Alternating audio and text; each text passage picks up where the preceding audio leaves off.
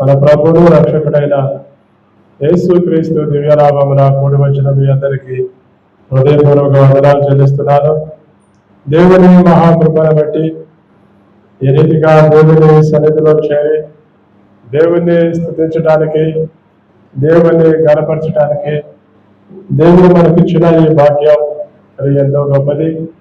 అది దేవుని దయ వలన, దేవుని కృప వలన మరి గడిచిన మాసమంతా మరి దేవుడు కాచి కాపాడి బలపరిచి మరొక మాసంలో అడుగు పెట్టడానికి మరి దేవుడు సహాయం చేశారు, ప్రభు చూపించారు. కనుక ఈ రాత్రికాల సమయంలో ఆ దేవుని సన్నిధిలో ఉన్న మనం ఒకటే నేర్చుకోవాలి. దేవుణ్ణి మనం ఆశ్రయిస్తే దేవుడు మనకు సహాయం చేసేవాడిగా ఉంటాడు. నీవు ఎలాంటి కష్ట పరిస్థితుల్లోనైనా ఉండొచ్చు, ఎలాంటి బాధల్లోనైనా ఉండొచ్చు, ఎలాంటి పాపంలోనైనా ఉండొచ్చు, ఎలాంటి పరిస్థితుల్లోనైనా నీవు ఉండి దేవుణ్ణి జ్ఞాపకం చేసుకుని దేవుని వైపు చూస్తే దేవుడు సహాయం చేస్తాడు. దేవుడు నా ప్రార్థన వినడేమో, నాకు సహాయం చేయడేమో, నన్ను వదిలేస్తాడేమో అని అనుకోవద్దు. మన పరిశుద్ధ గ్రంథంలో మనష్షే అనే ఒక రాజు ఉన్నాడు. ఇతడు యూదారాజు. యూదారాజు అయిన ఇతను 12 సంవత్సరాలకు రాజు అయ్యాడు. 12 సంవత్సరాలకు రాజు అయ్యి దేవుణ్ణి వదిలేశాడు. దేవుణ్ణి వదిలేసి ప్రతి పచ్చని చెట్టు దగ్గర ప్రార్థనలు చేశాడు, బయలుదేవతలకు పూజించాడు. బెరిగిలో లోయ యందు అగ్నిలో తన పిల్లలను ఆ దేవతకి బలిచ్చాడు. తన ఇష్టం వచ్చినట్లు జీవించాడు. పూర్తిగా దేవుణ్ణి వదిలేసి బయలుదేవతలకు ఎక్కువగా ప్రార్థన చేశాడు. దేవుని కోపం ఈ మనుష్య మీదకి వచ్చింది. దేవుని కోపం మనుష్య మీదకి వచ్చినప్పుడు మనుష్య మీదకి బబులోను రాజు యుద్ధానికి వచ్చాడు. యుద్ధానికి వచ్చి ఈ బబులోను రాజు మనష్షేను సంకెళ్లతో బంధించి బబులోను దేశానికి బానిసగా తీసుకుపోయి చెరసాల్లో పడేశాడు. చెరసాల్లో ఉండి దేవునికి మొరపెట్టాడు. ఇంతకాలం నేను పాపం చేశాను, ఇంతకాలం నేను అన్యాయం చేశాను, ఇంతకాలం నేను దేవుణ్ణి వదిలేశాను, ఇప్పుడు ప్రార్థన చేస్తే దేవుడు నా ప్రార్థన వింటాడా అనే సందేహం రాలా. అక్కడ రాస్తారు, తడ దేవుడైన యెహోవాకు మొరపెట్టగా అని రాశాడు. అతను ఎప్పుడైతే చెరసాల్లో వేయబడ్డాడో అప్పుడు దేవునికి మొరపెట్టాడు. దేవునికి మొరపెడితే దేవుడు ఆ బబులోను దేశంలో నుండి, ఆ చెరలో నుండి మనష్షేని విడిపించి తన దేశానికి తీసుకొచ్చాడు. మరలా అతడు మంచిగా పరిపాలన చేశాడు. మనష్షే 55 సంవత్సరాలు యూదా దేశాన్ని పరిపాలించాడు. ఈ లోకంలో ఉండే మనం కూడా నువ్వు ఎలాంటి పరిస్థితుల్లోనైనా ఉండు, ఎలాంటి కష్టంలోనైనా ఉండు, ఎలాంటి ఇబ్బందిలోనైనా ఉండు, నువ్వు దేవుణ్ణి జ్ఞాపకం చేసుకొని దేవునికి మొరపెట్టు, ఆయన నీకు సహాయం చేస్తాడు. అదే మనం చదువుదాం మన పరిశుద్ధ గ్రంథంలో నుండి. కీర్తనల గ్రంథం 9వ అధ్యాయము 10వ వచనాన్ని చదువుదాం. కీర్తనల గ్రంథం 9వ అధ్యాయం 10వ వచనం. యెహోవా నిన్ను ఆశ్రయించు వారిని నీవు విడిచిపెట్టువాడవు కావు, కావున నీ నామం ఎరిగిన వారు నిన్ను నమ్ముకొందురు. చాలు. మనం చదువుతున్న ఈ వాక్య భాగంలో యెహోవా నిన్ను ఆశ్రయించు వారిని నీవు విడిచిపెట్టువాడవు కావు. మనం ఎలాంటి పరిస్థితుల్లో ఉండి కూడా మనం దేవునికి మొరపెడితే దేవుడు మనకి సహాయం చేస్తాడు. దేవునికి మొరపెట్టడం మనం నేర్చుకోవాలి. దేవునికి ప్రార్థన చేయటం మనం నేర్చుకోవాలి. అనుమానం రాకూడదు, సందేహం రాకూడదు. అనుమానం లేకుండా, సందేహం లేకుండా నువ్వు ఎప్పుడైతే విశ్వాసంతో దేవుణ్ణి అడుగుతావో దేవుడు నీకు సహాయం చేస్తాడు. కానీ ఈ రోజుల్లో చాలా మందికి ఏమంటే దేవుణ్ణి అడగాలంటే విశ్వాసం ఉండదు. అందుకే చాలా మంది అడుగుతారు, కానీ అది విశ్వాసంతో అడగరు, సందేహంతో, అనుమానాలతో ఏమండి దేవునికి మొరపెడతారు. అందుకే చాలా మంది ప్రార్థనలు దేవుని దాకా వెళ్ళవు. అందుకనే వారికి ప్రతిఫలాలు లేక అలాగే ఉండిపోతున్నారు. అందుకనే మనం ఇక్కడ చదువుతున్నాం, యెహోవా నిన్ను ఆశ్రయించు వారిని నీవు విడిచిపెట్టు వాడవు కావు. నిన్ను ఆశ్రయించే వారిని, దేవుణ్ణి మనం ఆశ్రయిస్తే దేవుడు మనలను విడిచిపెట్టడు. మన పరిశుద్ధ గ్రంథంలో యెహోషువ దేవుణ్ణే ఆశ్రయించాడు, దేవుణ్ణే వెతికాడు, దేవుడు చెప్పిన చోటకల్లా వెళ్ళాడు, గొప్ప జయాన్ని పొందాడు. యెహోషువ చేసిన అద్భుతాలు ఎవరు చేయలే. ఎందుకు అంటే యెహోషువ దేవుణ్ణి అంతగా నమ్మాడు. దేవుడు కూడా యెహోషువ పట్ల గొప్ప అద్భుతాలు చేశాడు. సూర్య చంద్రులను ఆపేశాడు. సూర్యుడా ఆగిపో అంటే ఆగిపోయాడు, చంద్రుడా నిలిచిపో అంటే నిలిచిపోయాడు. అందుకని దేవుని బిడలమైన మనం దేవుణ్ణి అడిగేటప్పుడు సందేహపడకూడదు, అనుమానపడకూడదు, విశ్వాసంతో మనం అడగాలి.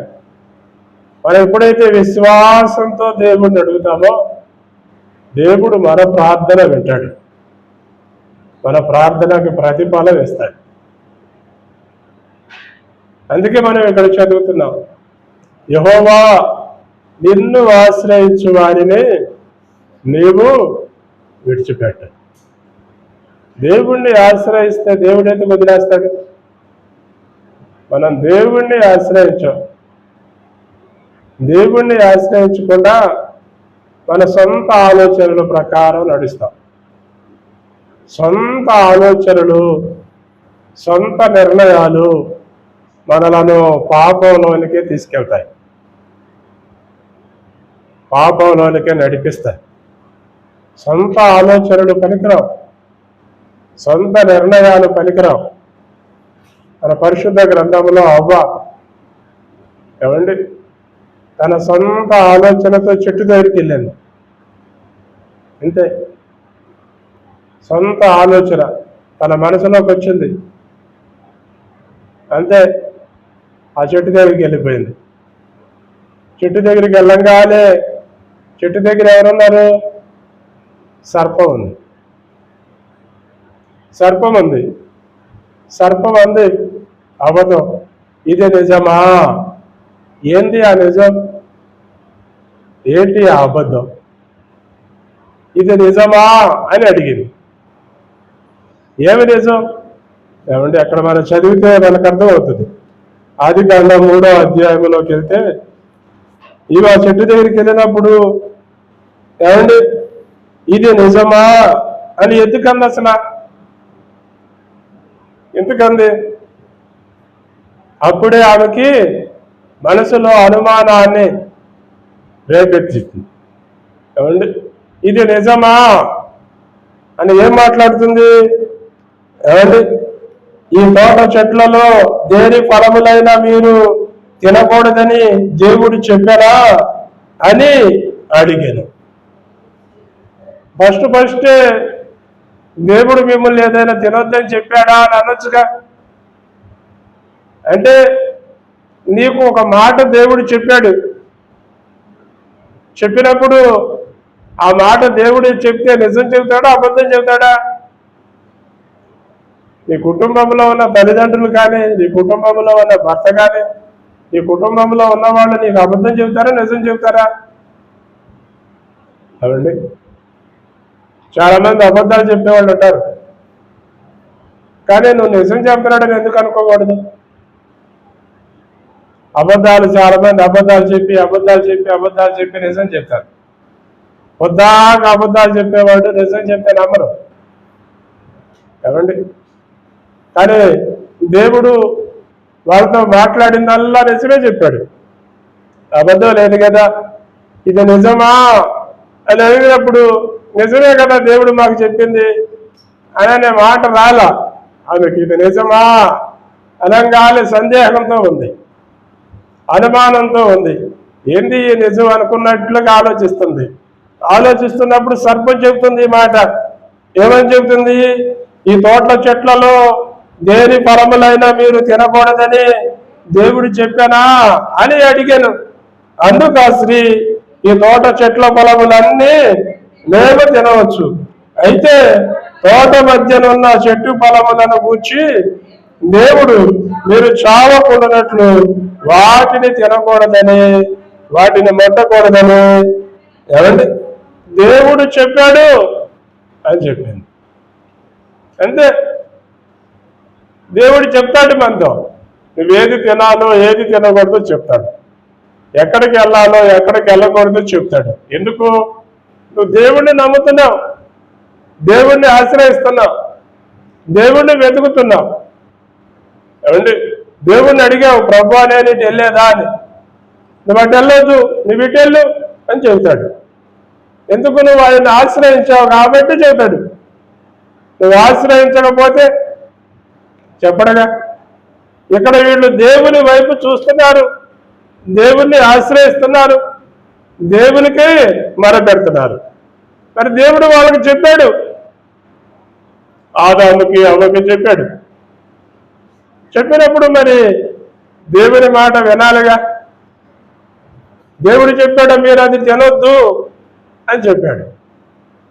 తినొద్దు అని చెప్పినప్పుడు తినకుండా ఉండాలి. తింటే ఏమైంది అన్నాడు? నిశ్చయముగా మీరు చస్తారు అన్నాడు. అంతే. దేవుణ్ణి ఆశ్రయించే వారికి దేవుడు చెప్తాడు, ఏది చెయ్యాలో ఏది చేయకూడదో చెప్తాడు. అందుకని వీళ్ళకి చెప్తున్నాడు. కానీ వీళ్ళు ఏం చేశారు? దేవుని మాట వినలేదు. దేవుని మాట వినకపోతే కష్టాలే వస్తాయి, సమస్యలే వస్తాయి, ఇబ్బందులే వస్తాయి, ఆటంకాలే వస్తాయి.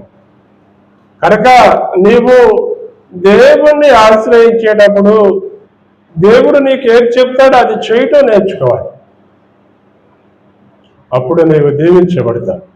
ఇదే మన పరిశుద్ధ గ్రంథంలో ఏమండి, పుట్టుకతోనే ఒకడు గుడ్డోడుగా పుట్టాడు. యేసయ్య ఆ మార్గాన వెళ్తున్నాడు. యేసయ్య అంట శిష్యులు కూడా ఉన్నారు. శిష్యులు అడిగారు యేసయ్యను, యేసయ్య వీడు గుడ్డోడుగా పుడతానికి ఎవడు పాపం చేశాడు అని అడిగారు. ఏమండి, ఆ దినాలలో ఇదొక నానుడు ఉండేది. తల్లిదండ్రులు ఏదైనా పాపాలు చేస్తే పిల్లల మీద ఆ ప్రభావం ఉంటుంది అని. అందుకని వీడు తల్లిదండ్రులు ఏదో పాపం చేశారు, అందుకే వీడు గుడ్డోడుగాను కుంటోడుగాను ఏమండి అంగవైకల్యంగాను పుట్టారని అనుకుంటారు. ఆ రోజుల్లో ఉండేది ఆ నాను. ఈ రోజుల్లో కూడా అంటారులేండి ప్రజలు, వాడు ఏ పాపం చేశాడు వీళ్ళు ఎలా అయిపోయారు అని అనేవాళ్ళు లేరా? ఉంటారు. ఇక్కడ అదే జరిగింది.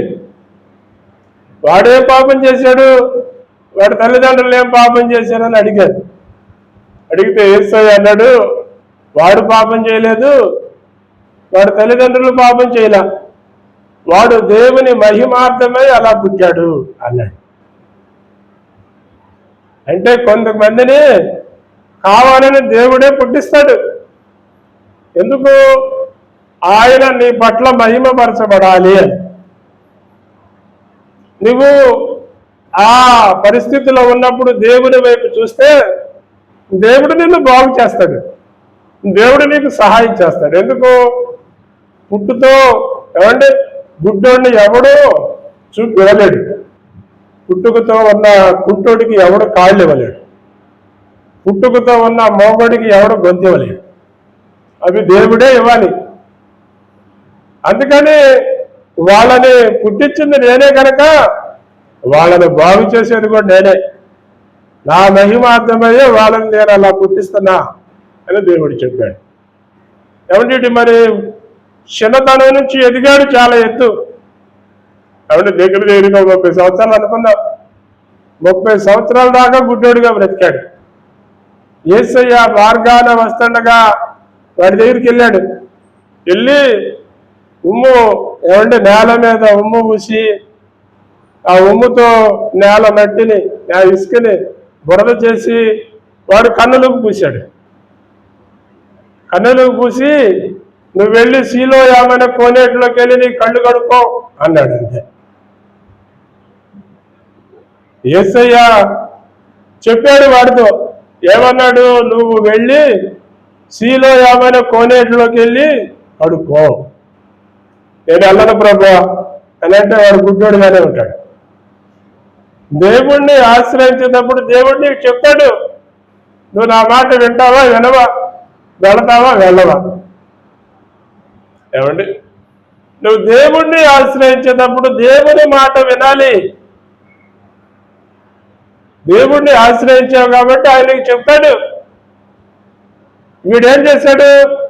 వెళ్ళాడు, సీలో ఏమైనా కోనేటికి వెళ్ళాడు, వెళ్ళి కడుక్కొని శుద్ధుడయ్యాడు. కడుక్కొని శుద్ధుడయ్యాడు. ఆయన దేవుణ్ణి ఆశ్రయించాడు కనుకనే వెళ్ళగలిగాడు. దేవుణ్ణి ఆశ్రయించకపోతే వెళ్ళలేడు. అందుకనే ఇక్కడ మనం చదువుతున్నాం, యెహోవా నిన్ను ఆశ్రయించు వారిని నీవు విడిచిపెట్టవు. నువ్వు నిజంగా దేవుణ్ణి ఆశ్రయిస్తే దేవుడు ఎందుకు విడిచిపెడతాడు?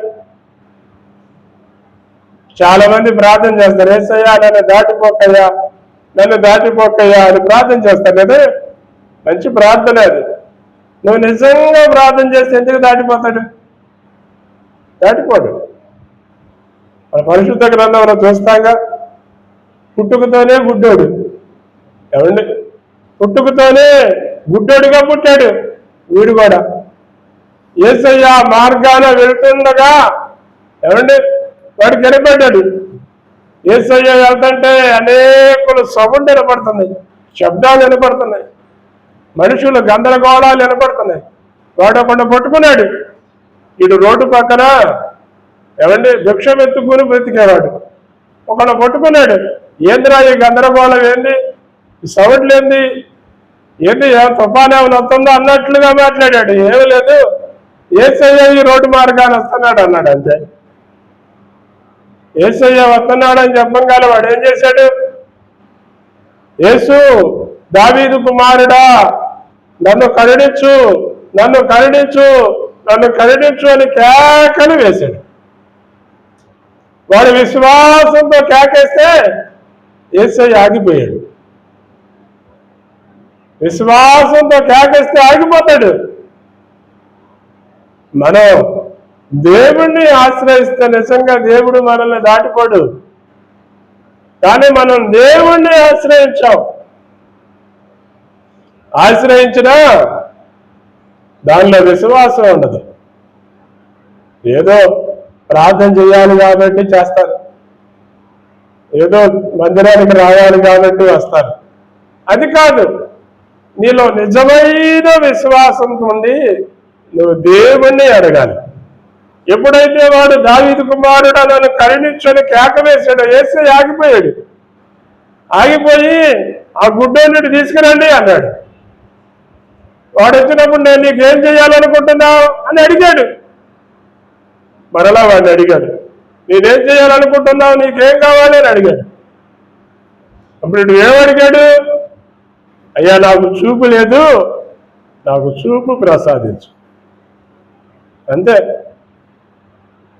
అంతే. ఆ గుడ్డోడుగా ఉన్నవాడు అప్పుడే చూపు పొంది యేసయ్యను వెంబడించాడు. మనం ఒక్కటే నేర్చుకోవాలండి. ఏంటి అంటే మనం దేవుణ్ణి ఆశ్రయిస్తున్నాం గనక, దేవుణ్ణి వెంబడిస్తున్నాం గనక, దేవుణ్ణి నమ్ముకుంటున్నాం గనక మనం విశ్వాసంతో దేవుణ్ణి అడగాలి. సందేహపడద్దు, అనుమానపడద్దు, విశ్వాసంతో అడుగు చాలు. నువ్వు అడిగితే ఆయన నీకు చేస్తాడు. అందుకనే మనం ఇక్కడ చదువుతున్నాం, యెహోవా నిన్ను ఆశ్రయించు వారిని నువ్వు ఎంత మాత్రము విడిచిపెట్టేవాడు కాదు. విడిచిపెట్టడు. దేవుడు మనల్ని ఎందుకు వదిలేస్తాడు? ఏమండి, దేవుడు మనల్ని ఎందుకు వదిలేస్తాడండి? దేవుడు చాలాసార్లు ఇశ్రాయేలీలను వదిలేశాడు. ఏమండి, ఇదే మన న్యాయాధిపతుల గ్రంథంలో చదివితే ఒక మంచి మాట ఉంటుంది. న్యాయాధిపతుల గ్రంథం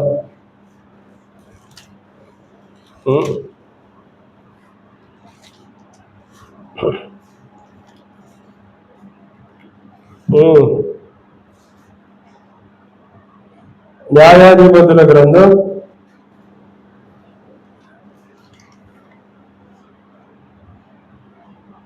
6వ అధ్యాయం మొదటి 2 వచనాలు చదువుదాం. న్యాయాధిపతుల గ్రంథం 6వ అధ్యాయం మొదటి 2 వచనాలు.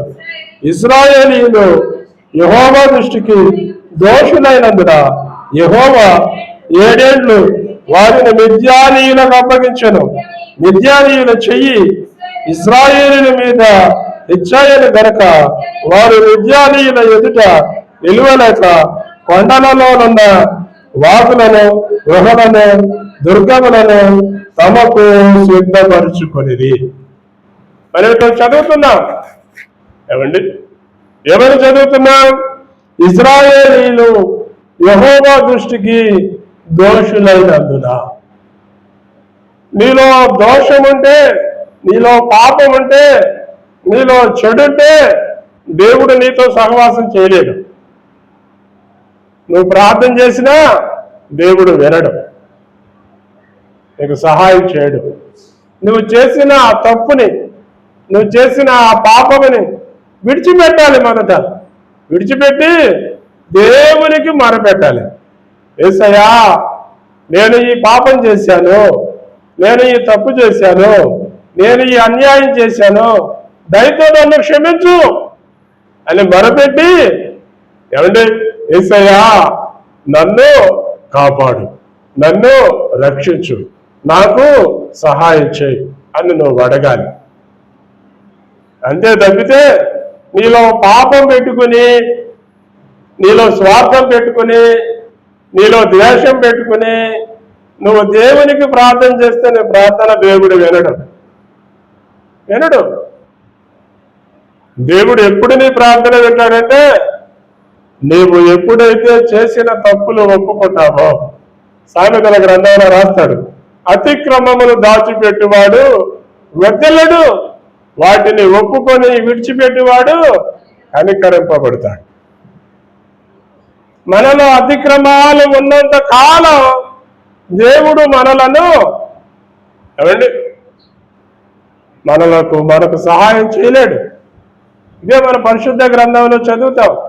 దేవుడు యెహోషువకు వాగ్దానం చేశాడు. ఏమని వాగ్దానం చేశాడు? యెహోషువ, నీ ఎదుట ఎవ్వడు నిలవడు, నేను నీకు తోడై ఉంటాను, నువ్వు వెళ్ళిన చోటకెల్లా నేనుండి యుద్ధం చేస్తా అన్నాడు. ఏమండి, దేవుడు యెహోషువకు వాగ్దానం చేశాడు.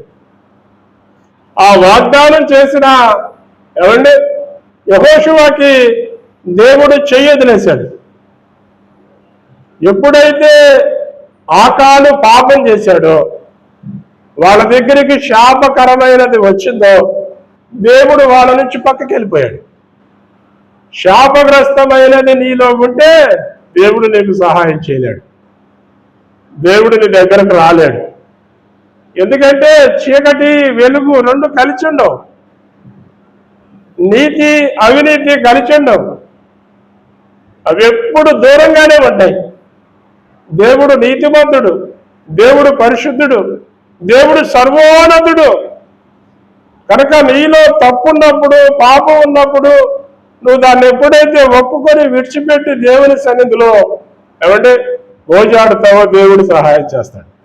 ఆకాను పాపం చేసి వెండిని బంగారాన్ని తెచ్చుకుని తన ఇంట్లో దాచిపెట్టుకున్నాడు. ఆ సంగతి యెహోషువకు తెలియదు. ఏమంటే పెద్ద పెద్ద ఏమంటే దేశాల్ని జయించి చిన్న పట్టణం హాయి అనేది చిన్న పట్టణం, దాని మీదకి యుద్ధానికి వెళ్ళరండి అని యెహోషువ పంపించాడు. పంపిస్తే హాయి పట్టణానికి వీళ్ళు వెళ్ళి యుద్ధంలో జయించలేక పారిపోయి వచ్చారు.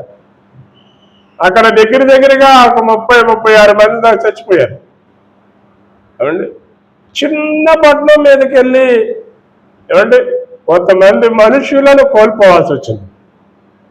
యెహోషువ తన వస్త్రాలు చింపుకొని ఏమండి దేవుని మందిరం దగ్గర కూర్చొని ధూళి పోసుకొని ప్రార్థన చేశాడు. ప్రార్థన చేస్తే దేవుడు అన్నాడు, యెహోషువ ఎందుకయ్యా నువ్వు నా దగ్గరకు వచ్చి ప్రార్థన చేస్తున్నావు? నా దగ్గరకు వచ్చి ప్రార్థన చేయడం ఆపు. నువ్వు ముందు నీ దగ్గర శాపగ్రస్తమైనది ఉంది, దాన్ని మీ దగ్గర నుంచి తీసేస్తేనే నేను మీకు సహాయం చేస్తా అన్నాడు. అంటే శాపగ్రస్తమైనది మనలో ఉంటే దేవుడు మన పట్ల పనిచేయడు, దేవుడు మనకు సహాయం చేయడు, దేవుడు దూరంగా ఉంటాడు. అందుకని నీలో ఏదైనా ఉంటే దాన్ని తీసేసుకో, సంతోషంగా ఉండు, ఆనందంగా ఉండు. దేవుడు ఎప్పుడు నీతో ఉంటాడు, అంతకంటే ఇంకేం కావాలి? అప్పుడు అడిగాడు ఇశ్రాయేలు ప్రజలందరూ, మీలో ఎవడైనా పాపం చేస్తే చెప్పండి రా అని అడిగితే ఎవరు చెప్పలే. 12 గోత్రాల పేర్లు రాశారు, పెద్దల పేర్లు. యోధా గోత్రం మీదకి వచ్చింది. యోధా గోత్రంలో ఉన్న పెద్దల పేర్లు రాశారు. ఆకాను పేరు వచ్చింది, ఆకాను తండ్రి పేరు వచ్చింది. ఆకాను తండ్రి పిల్లల పేర్లు రాశారు. ఏమండి ఆకాను పేరు వచ్చింది. ఆకాను దగ్గరికి వెళ్ళి, నా కుమారుడా ఇప్పుడన్నాను నిజం చెప్పిరా, నీ పేరే వచ్చింది అన్నాడు. అంటే అవును నాయన, నేను వీటిని వస్త్రాలను తెచ్చిన డేరాలో దాచిపెట్టా అన్నాడు. ఎరికో పట్టణంలోకి వచ్చినప్పుడు ఏది పట్టుకోవద్దు మీరు, అక్కడ ఉన్న వెండి కానీ బంగారం కానీ వస్తువులు కానీ ఏది పట్టుకోవద్దు, అవి శాపగ్రస్తమైనవి అని ముందుగా చెప్పారు. కానీ వీడికి వెండి చూసి, బంగారం చూసి, వస్త్రాలు చూసి ఆశ కలిగింది, తెచ్చి తన ఇంట్లో దాచిపెట్టుకున్నాడు. అంతే ఇశ్రాయేలీలు ఏమంటే ఆకాను భార్యను, ఆకాను పిల్లలను, ఆకాను గొర్రెలను, మేకలను, ఆకాను సంపద అంతా తీసుకొచ్చి ఆ లోయలో పడేశారు. ఏమంటే ఆ లోయలో పడేసి వాళ్ళ రాళ్లతో కొట్టి చంపారు. దేవుణ్ణి ఆశ్రయించినప్పుడు నీకు దేవుడు అవకాశం ఇస్తాడు, తప్పు చేసినా కూడా, పాపం చేసినా కూడా అవకాశం ఇస్తాడు. ఈ ఆకానికి దేవుడు అవకాశం ఇచ్చాడు. వాడు ఫస్ట్లోనే ఏమంటే మీలో ఎవడైనా పాపం చేస్తే, తప్పు చేస్తే చెప్పండి అని అన్నప్పుడే వాడు అయ్యా నేనే బుద్ధి లేక ఆశపడి తెచ్చుకున్నాను అన్నట్టుకైతే ఏమండి భార్య పిల్లలన్నా బతికేవాళ్ళు. కానీ వీడు చేసిన తప్పుకి భార్య పిల్లలు కూడా రాళ్లతో కొట్టి చెప్పబడ్డారు. అందుకనే మనం పరిశుద్ధ గ్రంథంలో మనం చదువుతున్నాం, యెహోవాను ఆశ్రయించు వారిని దేవుడు విడిచిపెట్టడు. జక్కయ్య దేవుణ్ణి ఆశ్రయించాడు. ఎలా ఆశ్రయించాడు? యేసయ్యను చూస్తే చాలు అనుకున్నాడు. అంతే, చూస్తే చాలు అనుకున్న జక్కయ్యకి దేవుడు ఎంత భాగ్యం ఇచ్చాడు. జక్కయ్య ఇంట్లోకే వచ్చాడు. జక్కయ్య ఇంట్లోకి వచ్చి జక్కయ్యతో చెప్పాడు, జక్కయ్య నీవు ఏమంటే దీవించబడిన వాడివి, నీవు నిజంగా అబ్రహాము కుమారుడు. నీలో దేవుణ్ణి ఆశ్రయించే మనసు ఉంటే చాలు, దేవుని వైపు నువ్వు చూస్తే చాలు. దేవుడు నువ్వు ఎలాంటి స్థితిలో ఉన్నావో చూడడు, ఏ పాపంలో ఉన్నావో చూడడు, ఏ ఊపిలో ఉన్నావో చూడడు, నువ్వు ఏ గుంట్లో ఉన్నావో చూడడు. నేను ఏమండి ఎక్కడ ఉన్నా సరే దేవునికి మొరపెడితే దేవుడు అక్కడికి వచ్చేస్తాడు. ఆ ఊపిలో నుండి, ఆ పాపంలో నుండి, ఏమంటే ఆ కష్టాల్లో నుండి, ఆ ఇబ్బందుల్లో నుండి, ఆ శ్రమల్లో నుంచి దేవుడే పట్టుకొని నిన్ను పైకి లేపుతాడు. మనం దేవుణ్ణి ఆశ్రయించడం నేర్చుకుందాం. మనం ఎప్పుడైతే దేవుణ్ణి ఆశ్రయిస్తామో దేవుడు మనకు సహాయం చేస్తాడు. యెహోవా నిన్ను ఆశ్రయించే వారిని నువ్వు ఎంత మాత్రము విడిచిపెట్టువాడవు కావు. నువ్వు దేవుణ్ణి ఆశ్రయిస్తున్నా కూడా దేవుడు నిన్ను విడిచిపెడుతున్నాడంటే నీలో ఏదో లోపం ఉంది, నీలో ఏదో దాచిపెట్టుకున్నావు. కనుక ఇప్పటికైనా దేవుడు నీతో మాట్లాడుతున్నాడు కనుక ఎప్పటికైనా దానిని విడిచిపెట్టి దాన్ని వదిలేసి దేవుణ్ణి ఆశ్రయించు. నువ్వు దేవుణ్ణి ఆశ్రయించినంత కాలం దేవుడు నిన్ను దీవిస్తాడు, ఆశీర్వదిస్తాడు, నిన్ను వర్ధిల్ల చేస్తాడు. చిన్న ప్రార్థన చేద్దాం. ఈ రాత్రి కాల సమయమున దేవుని సన్నిధిలో ఉన్న మనం ఒక చిన్న ప్రార్థన చేద్దాం. యెహోవా నిన్ను ఆశ్రయించు వారిని నీవు విడిచిపెట్టు వాడవు కావు. దేవుని నువ్వు ఆశ్రయిస్తే దేవునిని నీవు మొరపెడితే దేవునికి నీవు చేసిన ప్రార్థన దేవుడు వింటున్నాడు. నీవు ఆయనను ఆశ్రయించావు కనుక ఆయన నీకు సహాయకుడుగా ఉంటున్నాడు. కనుక ఎప్పటికైనా నువ్వు దేవుని వైపు చూడు. నీలో పాపం అంటే, నీలో శాపం అంటే ఆయన నీకు సహాయం చేయలేడు. నీలో ఉన్న ఆ పాపాన్ని, నీలో ఉన్న శాపాన్ని దేవుని సన్నిధిలో ఒప్పుకొని విడిచిపెట్టాయి. దాన్ని అసహ్యించుకో, దానికి స్వస్థ చెప్పేసి యేసయ్యా నేను నిన్ను ఆశ్రయిస్తున్నాను, నీవే నా సహాయకుడవు, నీవే నా దేవుడవు, నీవే నా రక్షకుడవు, నీవే నా విమోచకుడు అని దేవుని వైపు చూస్తే ఆయన నీకు సహాయం చేస్తాడు. మనష్షే దేవుణ్ణి ఆశ్రయించాడు కనుక దేవుడు ఆయనకు సహాయం చేయగలిగాడు. నీవు కూడా దేవుణ్ణి ఆశ్రయించు. మహాపరిశుద్ధుడు అయిన మా తండ్రి, పరలోకమందున్న మా ప్రభువా, పరిశుద్ధ పుణ్యపాదములకు స్తుతులు స్తోత్రములు వందనాలు చెల్లిస్తున్నాం తండ్రి. మా తండ్రి, సర్వశక్తిమంతుడా, సర్వోన్నతుడా, గొప్ప దేవుడా, మా రక్షకుడా యేసయ్య, స్తోత్రాలు వందనాలు చెల్లిస్తున్నాము తండ్రి. నానా ఈ రాత్రికాల సమయమున మీ పాదాల సన్నిధిలో చేరి ఏ రీతిగా మీ నామాన్ని స్తుతించుకోవటానికి, గణపరచుకోవటానికి మీరిచ్చిన ఈ భాగ్యాన్ని బట్టి, ఈ ధన్యతను బట్టి స్తోత్రాలు వందనాలు చెల్లిస్తున్నాం. కూడి వచ్చిన ప్రతి ఒక్కరిని మీరు పేరు పేరున దర్శించండి, పేరు పేరున తాకండి, పేరు పేరున ప్రతి ఒక్కరిని మీరు చూడండి ప్రభువా. యెహోవా నిన్ను ఆశ్రయించు వారిని నీవు విడిచిపెట్టువాడవు కావని ఈ వాక్యం సెలవిస్తుంది ప్రభువా. నిన్ను ఆశ్రయించిన వారందరినీ ప్రభువా నీవు దీవించి ఆశీర్వదించి సహాయం చేసిన దేవుడవని మేము నమ్ముతున్నాం ప్రభువా. ఈ రాత్రికాల సమయమున మీ బిడ్డలు కూడా మీ వైపు చూసి నిన్ను ఆశ్రయిస్తుండగా, నీకు మొరపెడుతుండగా ఈ బిడ్డల పట్ల మీరే దయ చూపించి వారి ప్రార్థన ఆలకించి ప్రతి ఒక్కరికి వారికి ప్రతిఫలాలు మీరు అనుగ్రహించమని వేడుకుంటున్నాం ప్రభువా. నీకు అసాధ్యమైనది ఏది లేదు నాయనా. మీ బిడ్డల పట్ల మీరే దయ చూపించి మీ కార్యాలన్నీ సఫలపరచి వారి ఆశను మీరు తీర్చి తృప్తిపరచమని వేడుకుంటున్నారు. మీ సన్నిధి, మీ సమాధానం ప్రతి ఒక్కరిని మీరు నింపి పేరు పేరున దీవించి ఆశీర్వదించి మహిమ పొందడం. సర్వశక్తిమంతుడు, సర్వోన్నతుడు, గొప్ప దేవుడు, మా రక్షకుడు యేసు క్రీస్తు అతి శ్రేష్టమైన నామములోనే ప్రార్థించి స్తుతించి అడిగి వేడుకుంటున్నాము ప్రియ పరలోకపు తండ్రి, ఆమేన్.